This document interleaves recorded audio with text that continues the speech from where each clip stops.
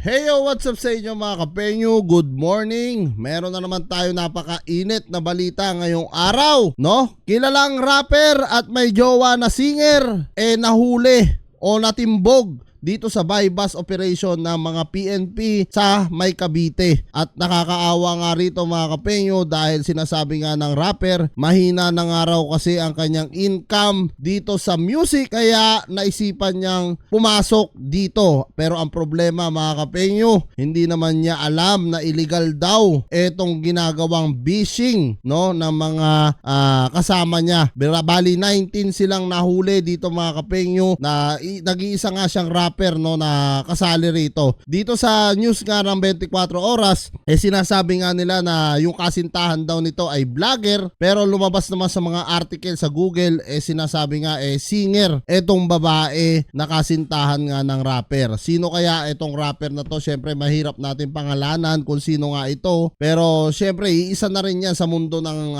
rap scene. No, alam naman natin ang mga rapper ngayon maganda na rin ang kitaan dito sa social media. Nagkataon lang siguro na itong rapper na to medyo, alam mo yon, bumaba talaga yung kanyang naging kitaan dito sa rap scene, dahil alam naman natin napakarami rin magagaling talaga na rapper. At dito nga mga kapenyo sa balita na to, kumita nga raw sila ng 5 million a week. So sobra-sobra yan mga kapenyo, no? Grabe na yan, 5 million a week. Palagay mo sa 19 nila na katao, i-divide natin mga kapenyo, no? Tingnan natin para at least makita nyo rin.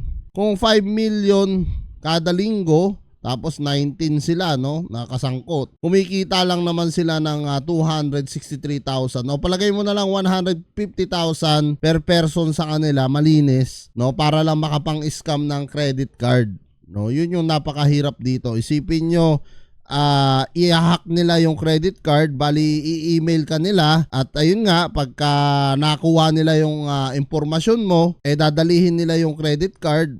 After nun, ayun, makukuha na nila yung pera doon sa loob ng credit card. Napakasakit lang kasi meron pang araw ilan-ilan dito na nagme-message sa kanila na nagmamakaawa na ikinamatay pa ng kanilang anak yan dahil sa konsumisyon. Syempre kahit nga naman sino mga kapenyo, no, ay talagang makukonsume kung nahack ka ng malaking pera. Syempre iniingatan mo nga yun diba? Kumbaga savings mo yun Tapos mahahack lang ng mga ganitong tao. So talagang hindi ka lang basta maaawa dito sa rapper maaawa ka din doon sa mga tao na biktima nila. Pero sinasabi naman nitong rapper daw, wala daw siyang kinalaman. I don't think na hindi niya alam kasi 3 months na siya dito sa sa illegal nilang ginagawa. Impossible na hindi mo malalaman. So sa palagay niyo mga kapenyo, sino kaya itong rapper na to at ang kanyang kasintahan na singer na sinasabi nga dito sa 24 oras na vlogger nga raw? Pasensya na kayo mga kapenyo hindi ko ba-play kasi yung video dahil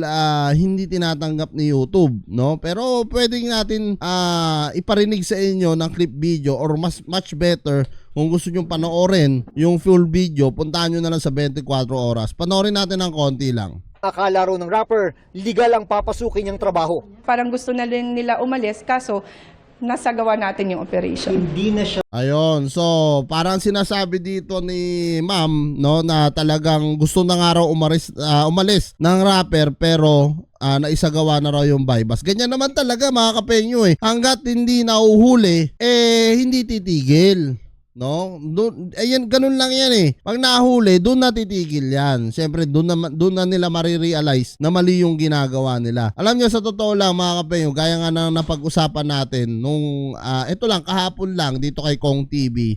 Kita nyo sila Juni Boy, pa-downfall na sila Boss King, talagang kita nyo, medyo humahapit na rin yung kitaan nila. Alam nyo, dito sa social media kasi, or sa mga ibang artists, hindi kasi always nasa top ka Dumadating din yung panahon na talagang minsan babagsak din yung karera mo. Siguro ganun yung nangyari rito sa rapper na to, kaya napilitan siyang pumasok sa ganitong illegal na gawain. Sipin nyo nga naman puta, 150k, di ba sinample ko kanina, di ba 263,000 yung kikitain. Sinample na lang natin ng 150k. O isipin nyo 150k a week. no? Puta, talagang masarap na buhay na yon. Tapos dalawa pa sila ng jowa niya, 300k a week, no? Kumikita sila ng milyon sa isang buwan. Talagang halos ano na yon, mga kapenyo, no? Mabibili mo na lahat ng gusto mo. Yun nga lang, papasok ka sa ganitong illegal. Ang problema, nayari sila, no? Isipin nyo, talagang nadali ka agad sila.